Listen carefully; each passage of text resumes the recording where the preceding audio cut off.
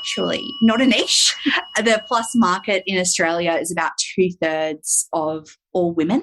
So how does that make your plus customer feel? You want our money, but you don't want us in your store. We want everyone to be able to turn up just as they are and not feel like they need to change anything. Welcome to Add to Cart, Australia's leading e-commerce podcast that express delivers all you need to know in the fast-moving world of online retail.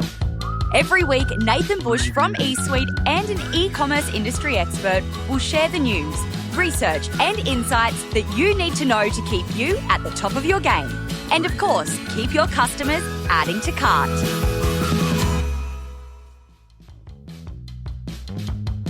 Hello and welcome to Add to Cart. My name is Nathan Bush, host of Add to Cart and director at e-commerce talent agency eSuite.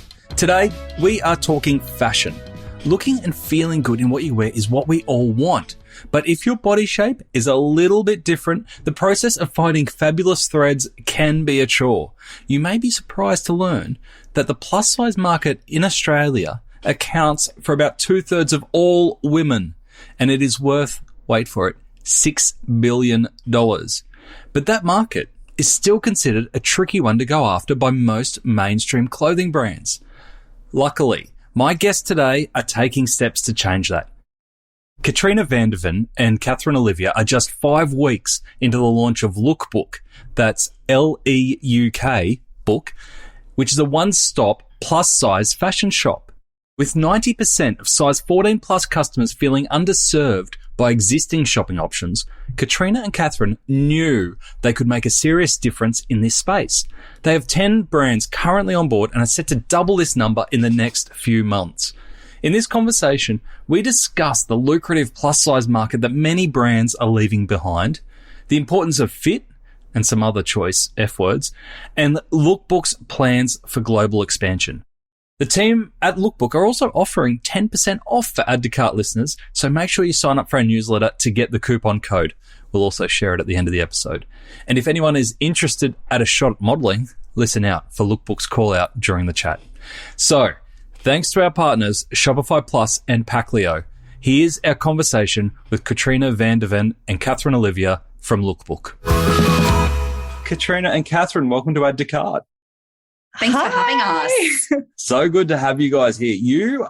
We were just talking then. You only launched 5 weeks ago, and here we are in Add to Cart. Yeah. It must have been a crazy 5 weeks. It has. It has. It's been a whirlwind, and in that time, we've also run our first editorial photo shoot. So we have done a lot. We've launched a business, run some photo shoots, and now we're chatting to you. Brilliant. I feel honoured to be within that 5-week window.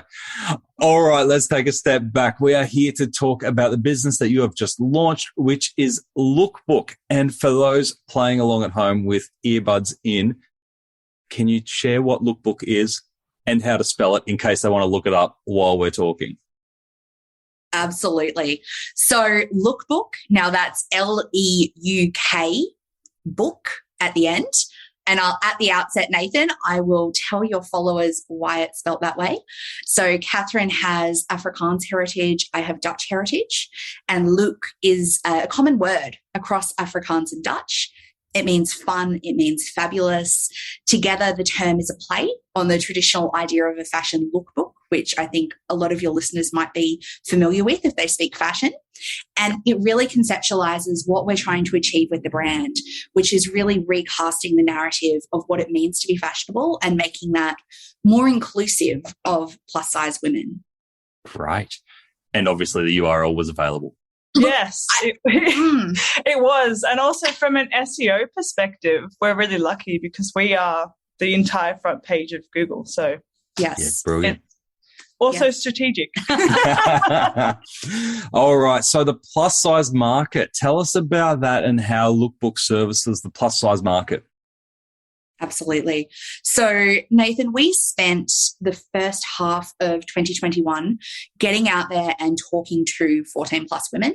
So all up, we either spoke with or observed the shopping behaviour of about 2,000 plus size women.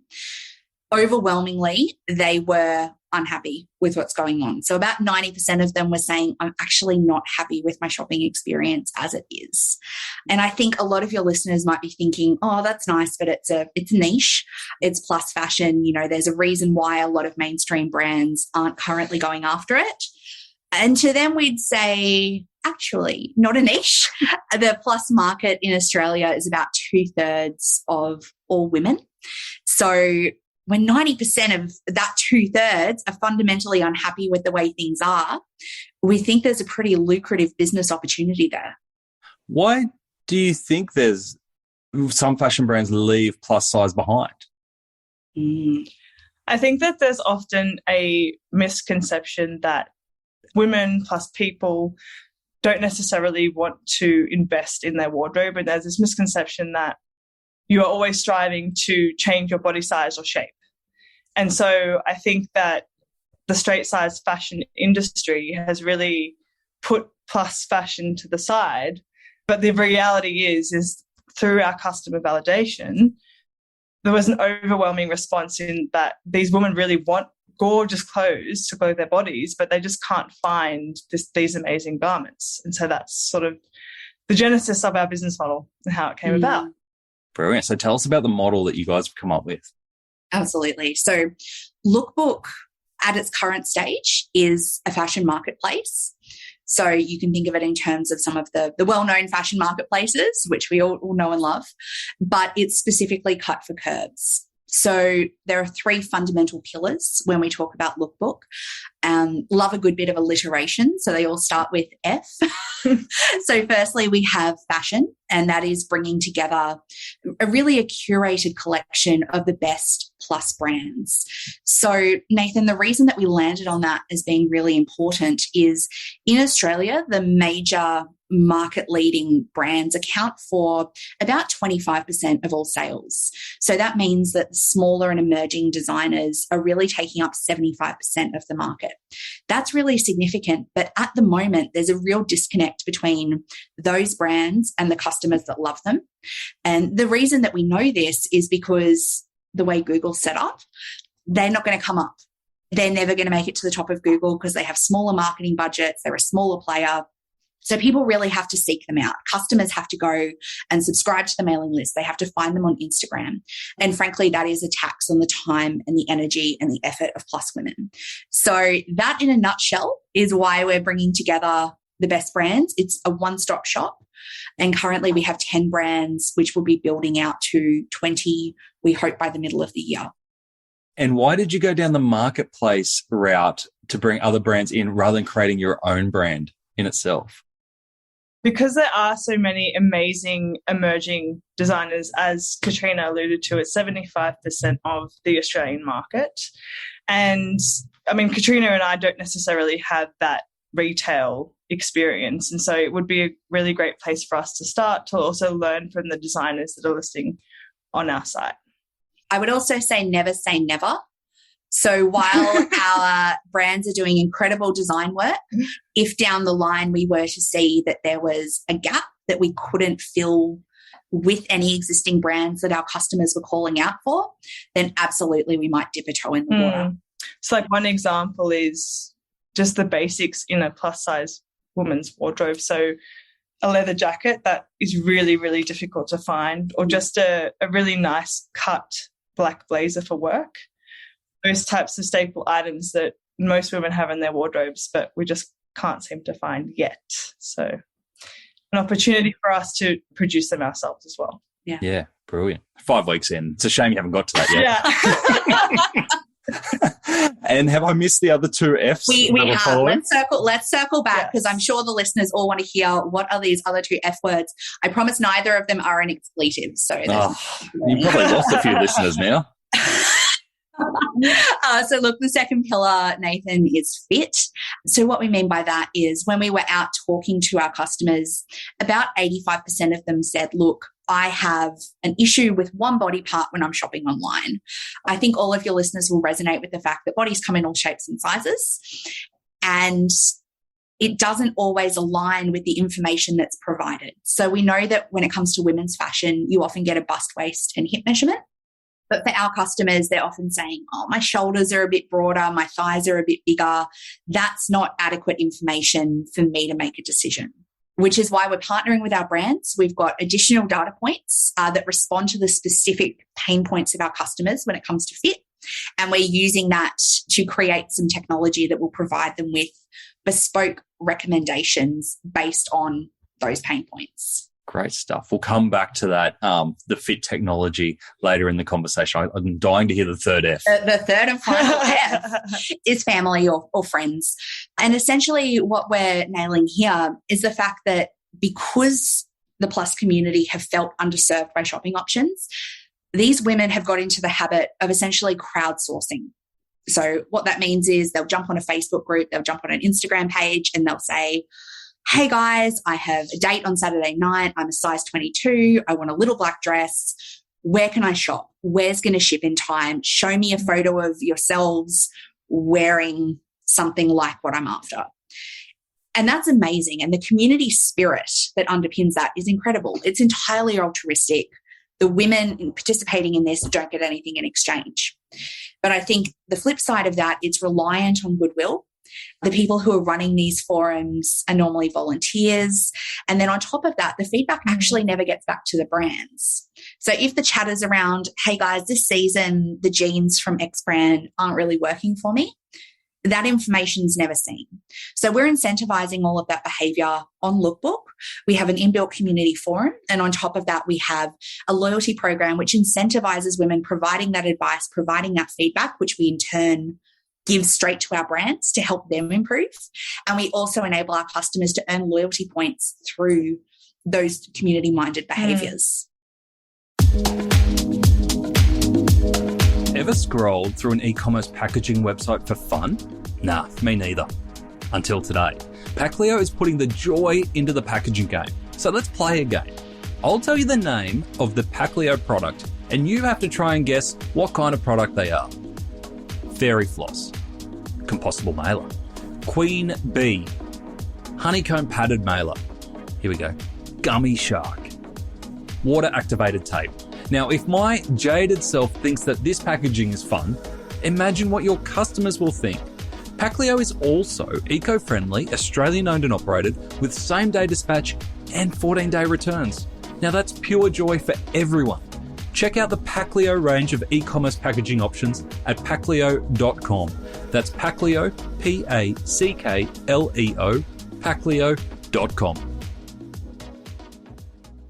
There's something that's just not gelling with me as we're talking, because you talked about the size of the market and the opportunity there. And then you're talking even about the brands that you're partnering with and how they are plus size specific brands rather than brands who have the whole range. And you've got these communities that are almost like self-serving, kind of self-functioning communities that sit over here and they have to kind of do their own thing because no one else is helping them. Why is there such a disconnect? Like, would you like to see brands have a wider range of sizing options, or do you want to raise the profile of the plus size brands that are dedicated to plus sizing?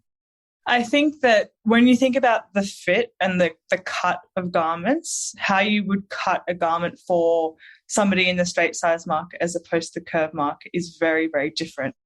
When we look at leading brands that we aspire to that are doing this really well, they are generally the brands that would start at a 14 or 16 and then scale up, because they're starting at a point and a model where the garments are actually made for purpose, if that makes sense. So to your second F, it's more about fit than it is about size.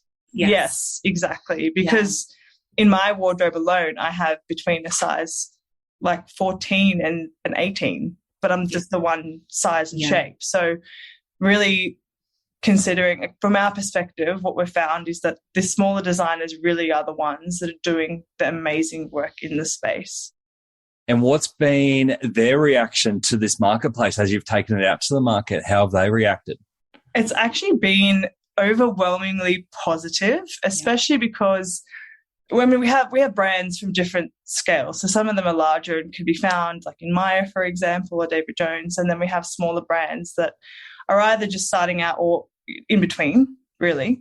And, when we come and we pitch to them and we say, we can ensure that we are capturing the audience that we're capturing the market. Our cost of customer acquisition is really low, and we can really manage the marketing and the business operations side of the business, and you can focus on the more design side of things. It's just like we're answering all of their prayers because they're trying to scale, but it's really, really difficult. And so when we are selling to them, it's actually not a really hard sale. And now we're actually in the position where brands are reaching out to us wanting to be listed on Leukbook. So it's a very nice position to be in, but of course we've worked quite hard to get there. So And tell us about some of the brands that you've signed up already. Yeah, so I can rattle some of them off. We've got 10 on board at the moment. So we have 17 Sundays, we have Pablo and Kat, Alison and Domini, Embodied Women, Curvature, Bikini. What else do we have? Anto Apparel, Chasing Springtime, Monica the Label, and Novella. And we have about 10 in the pipeline that will stagger through coming on board over the next couple of months before June. So yeah. And I can imagine for them, it's brilliant because they're focused on this market, but they're also, I'm assuming that they've got particular styles. So there's no one going from the full wardrobe from, workwear to casual wear to party wear to the whole lot, right? So bringing it all together. Yeah, exactly. And that's where we've been really conscious in making sure that we really can be that one-stop shop for a plus-size woman to be able to find anything that they need in their wardrobe. And from a retailer perspective, I'm assuming it's a commission arrangement? Yeah, so it's very much similar to a marketplace model where we take a percentage cut of each transaction that goes through the site. Brilliant. And on the flip side, from your customer's perspective, I know we're only 5 weeks in, but what kind of feedback are you getting? And is there anything that's been really surprising to you so far? Can I just say the most exciting thing, Nathan, for me has been going out into the real world and mentioning Leukbook and people saying, oh my gosh, I follow you guys on Insta. I've bought something off the site, or even if they haven't bought, I'm stalking the site and I've got things on my wish list. So and we even went to a catwalk situation. I don't know how to describe it, like a catwalk really. And one of the models came up to us afterwards and they were like, oh my God, your Leukbook, and had this quite a fangirl moment. And we were like, oh my God, people are actually following us and engaging and interacting. And it's so nice to also meet these people in real life. Yes. Yeah. Oh, I get the same here even with Add to Cart. It's like I feel like I have these great chats with people, but I never get to meet the people who are listening on the other end. So when I go to an event and they go, oh, I've been listening and that kind of thing, it's like, oh, sorry, I probably let you down in real life. But it's that fun scenario of actually connecting. You, know that you have a real audience. That's right?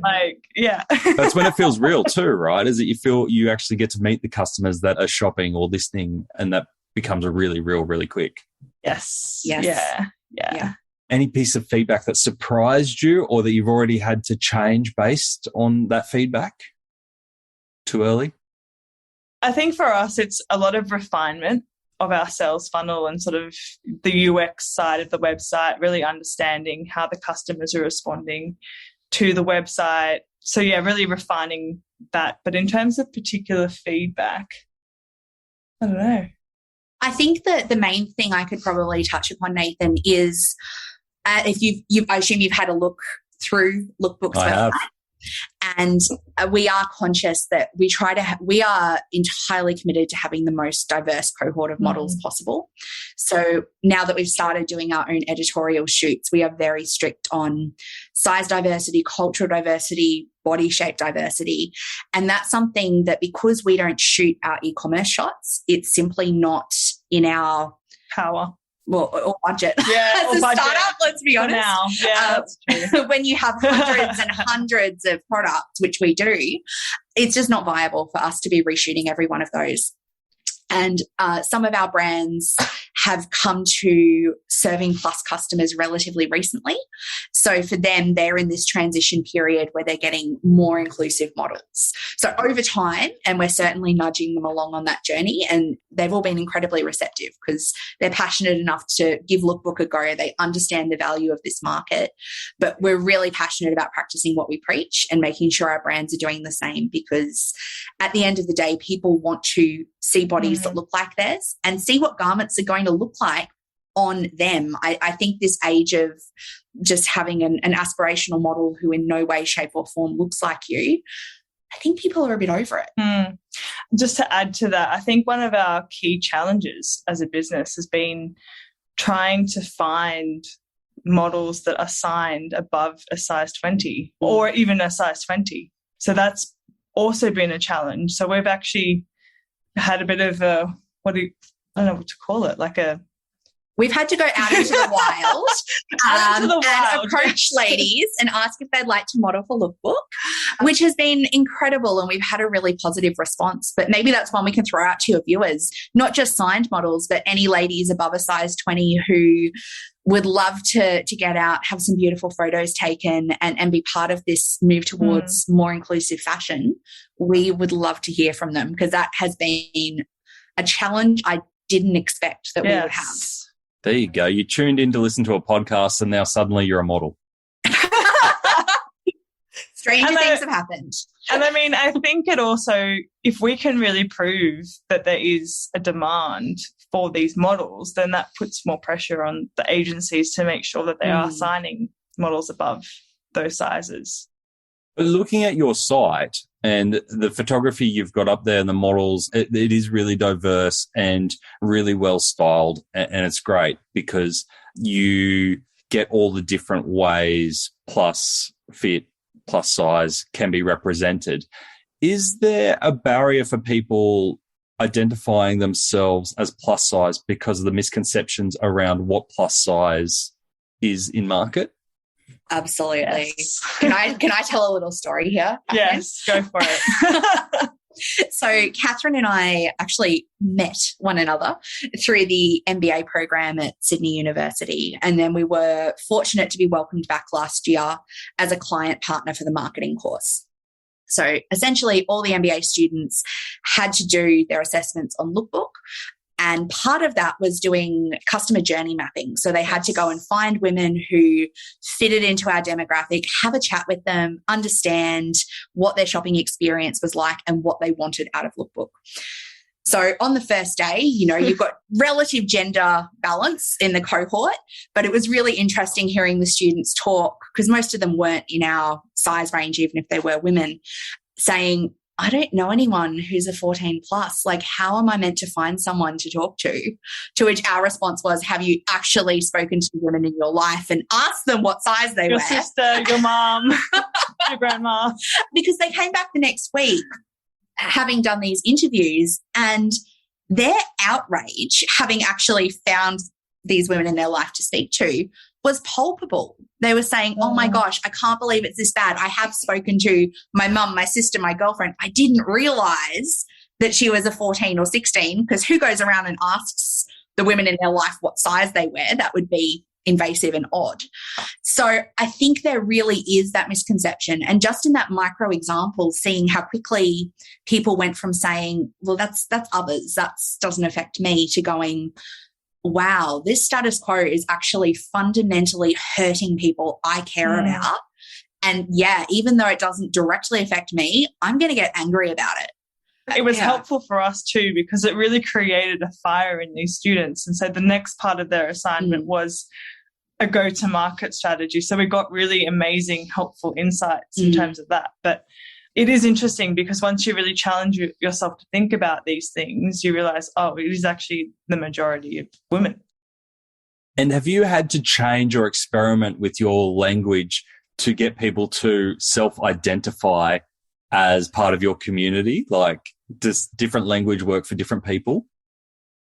Yes. We went through a very, very lengthy brand positioning exercise, and I've worked with a leading branding expert in terms of where we position ourselves in the market and how we talk to our customers. And so there's many, many different elements to bodies and how you communicate around bodies. And so where we landed is around body neutrality. So just turning up in the world as you are, which really plays into our branding tagline, come as you are.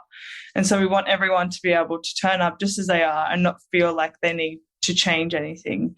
And of course, there is a place for body empowerment and that whole movement as well. But there is a lot of that out in the market at the moment. And that in itself is, in a way, like trying to overcompensate for something. And so we're sort of taking a different approach in terms of just come in the body as you are and turn up, and you should feel accepted and part of the community.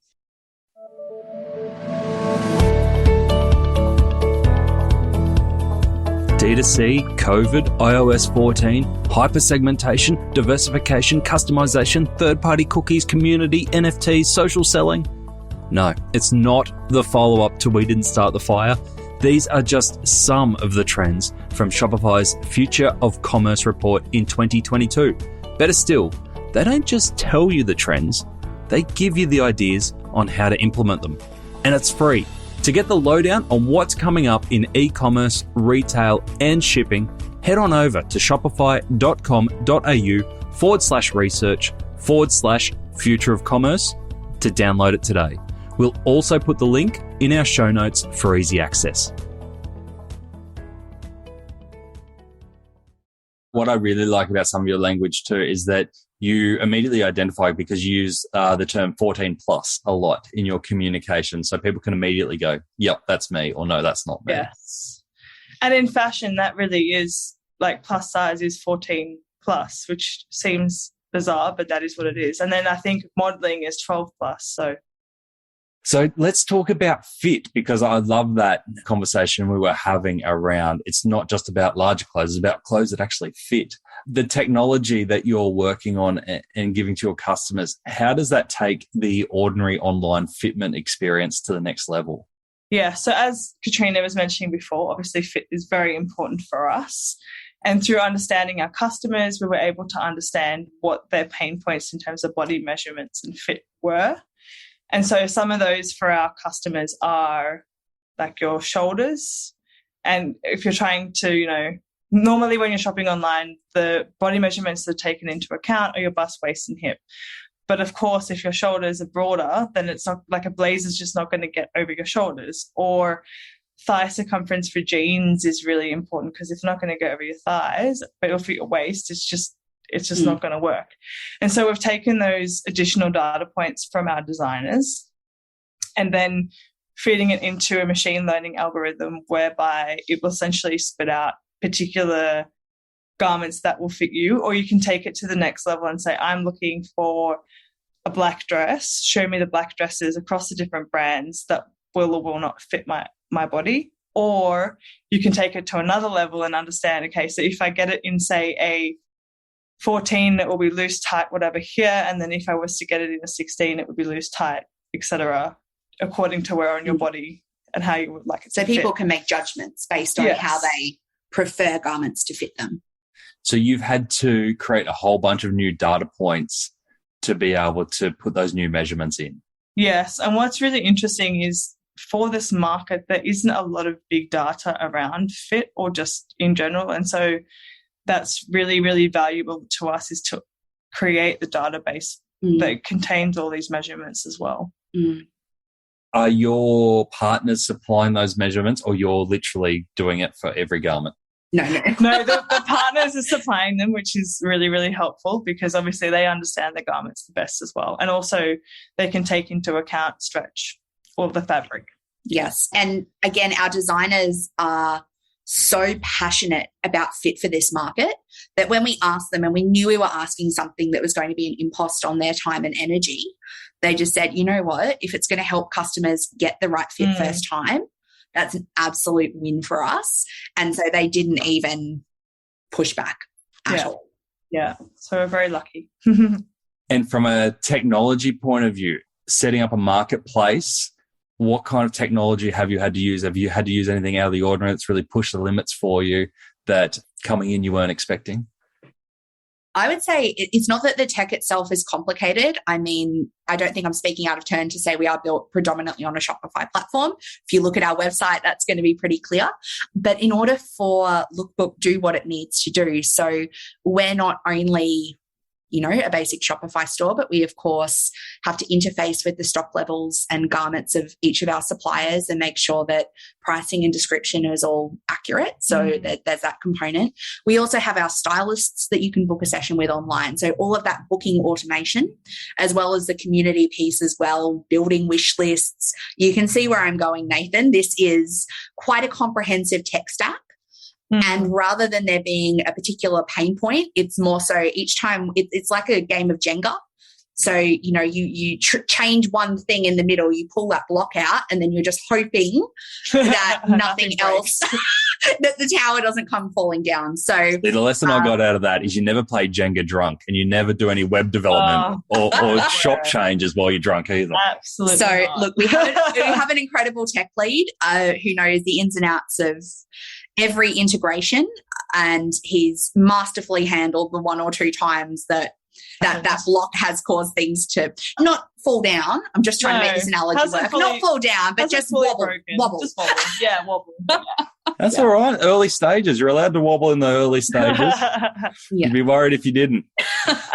So let's have a look at the wider view of the industry. We've touched on it earlier in the conversation. If we've got retailers listening going, I didn't realize there was such a huge opportunity in plus size and plus fit. What would be your words of advice to them to cater to the audience that you're speaking to every day? Well, obviously to come and list on Lookbook. You don't miss a plug, do you? That's great. No, never. But aside from that, I think what we've really discovered in this market is that the influencers that operate in this space really do have a sticky following. It's like a cult following, really. And so whenever an influencer in this space posts something, it's often sold out. So that go-to-market strategy really works very well. And they may not have like such a large count of followers, but their following is sticky. So they really listen to what they have to say. So I think that's really helpful, and engaging with their customers where they are. So really understanding where your customers are operating. That's also, how we're poaching models. We're just going to where these people hang out. So yeah. And I might just add on that one, Nathan, I would implore brands that are looking to do a size extension to be consistent in how they approach and treat all their customers. So Lookbook's obviously online, we're e-commerce. We think that's definitely the future of shopping. But if you're a bricks and mortar store that does a size extension, and this is what's the norm, right?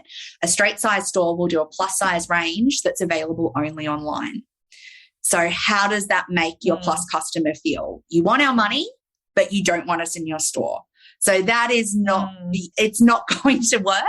It's not going to engender any sort of loyalty on the part of customers. And then unsurprisingly, customers see through it, don't spend the money. And then the brand says, oh, that failed. We're not going to bother trying to sell to the plus market again. So I think brands need to look inward at what they're doing and are they authentically engaging with this market segment rather than making it a tokenistic effort. And what are your thoughts around brands who verbally say they're all inclusive and support plus size, but they actually are limited in their sizing range because they say it's actually not efficient or profitable to push into higher sizings? It's unfortunate this is a podcast because my facial expression just... Sorry, I took a screenshot. Said it all. But I really call that out. I mean, again, we're talking the majority of women, we're talking $6 billion a year being spent in Australia alone. Yeah, just Australian, and 360 globally. So, I mean, it's not a small market. It's huge. So, of course, there are setup costs. Of course, it's not a case of, in fashion, it's called scaling. So how you get from one size to the next. You can't just keep adding on 5 centimeters per size and think it'll fit. You need to actually have fit models, ideally for every size on that size chart. We appreciate that there is money that has to be spent in that, but to say it's just not economical or there's not a market, I would really push back on that, because the customers are there, but they want to be treated like a valued customer and not like an afterthought. Yeah, makes a lot of sense. And I will screenshot the image of your face after I ask that question. It'll be the cover of this episode, by the way. The response. Katrina and Catherine, thank you so much for giving us a little bit of an insight to the early stages of Lookbook. Obviously, 15 months in the process of getting to where you are today, 5 weeks live. What's next what's right in front of you in terms of what you're trying to get out next to take Lookbook to the next stage? So definitely getting the next 10 brands on board. That's our immediate focus.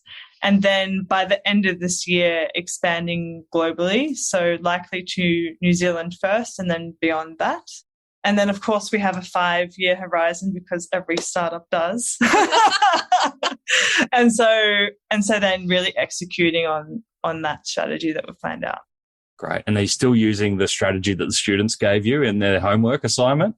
No. Great ideas. I have to say, if any of the students are listening, we examined all of them, and some of them are factored into some of our planning. Yes. But I mean, startups move so quickly, and gosh, that was 6 months ago. So we're looking like a very different company to what we were then. Yeah, good. And now, as you are looking to go international, is there any markets that you go, they actually do it really well, or are most markets in a similar state to Australia?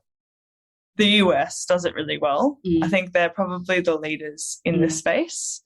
And I think it is quite even saturated in terms of the plus size market there, which is great. It's there's a lot of variety and choice. So we often look to the US for examples. In terms of markets that we probably want to expand into are the really underserviced markets that are not necessarily thought about as having a really large plus size community. So I think that's where we'll probably go after New Zealand. Yeah, great. How exciting. Now, if we've got retailers who may want to join the marketplace, or we've got listeners who might want to be your next models, what's the best way for them to get in touch? So we have a presence across all socials. So it's just at Leukbook, so Leuk book. Lovely. You can also send a request to our website on the Contact Us page. I can promise that's not going to a little bot. As a very small startup, we see every one of those messages, so we can definitely start the conversation. And we'll reply. It's a big promise. Katrina and Catherine, thank you so much for joining us on Add to Cart. Thank you. Thank you. Lookbook are offering 10% off the first purchase for Add to Cart listeners. Simply head over to lookbook.com.au, that's leukbook.com.au, and enter the code AddToCart10, all one word, AddToCart10, to claim your 10% off and your perfect fit. All right, here are the 3 lessons that I got out of our conversation with Katrina and Catherine. Number 1, inclusivity pays. As you heard, Katrina and Catherine came up with this idea during their MBA studies. It's not a charity or a social good project. There is a huge commercial opportunity for brands tailoring to the plus size market. Whether this is a dedicated offering or just being more inclusive, ignore this market at your own peril. Number 2, fit over size. I certainly learnt a lot about sizing during this conversation. The most notable being that plus size is more about fit than size itself. Not only do you need to create product that caters for the different fit, you need to adjust your data and your online tools to give plus size customers confidence that the fit, not just the size, will be right. And number 3, inbuilt community forums. There is so much goodwill when you are genuinely looking to help communities that have traditionally been ignored or undervalued. While Lookbook are incentivizing their community for providing feedback, they will naturally get lots of feedback and interaction if they continue to push for representation. Leads to the thought, who can you stand up for in your business?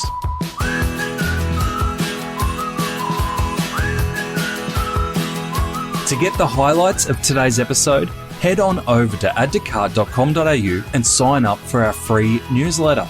Each Tuesday, we will send Monday's episode summary, links, and discount codes for you to go next level on. And if you're looking to explore your next e-commerce opportunity, come and visit us at eSuite. We're a dedicated e-commerce talent agency connecting the best e-commerce talent with the fastest growing brands in Australia. Head on over to eSuiteTalent.com.au where you can download the free e-commerce salary guide and sign up to our weekly e-commerce job emails. Thanks for listening, and until next time, keep those customers adding to cart.